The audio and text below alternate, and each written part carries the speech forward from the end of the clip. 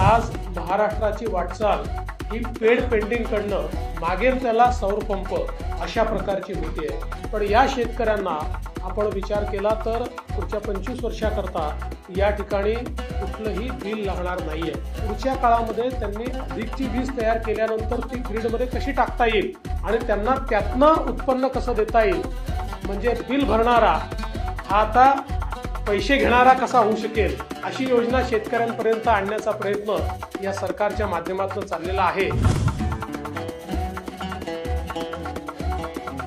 महायुती सरकारने शेतकऱ्यांच्या हितासाठी मागेल त्याला सौर कृषी पंप योजना सुरू केली आहे। या सौर पॅनल्समधून 25 वर्ष वीज निर्मिती होत असल्याने शेतकऱ्यांना तेवढा काळ वीज बिल येणार नाही। 7.5 HP सौर पंपाचा विचार केला तर 25 वर्षाच्या कालावधीत शेतकऱ्यांचं वीज बिलाचे 10 लाख रुपये वाचणार आहेत।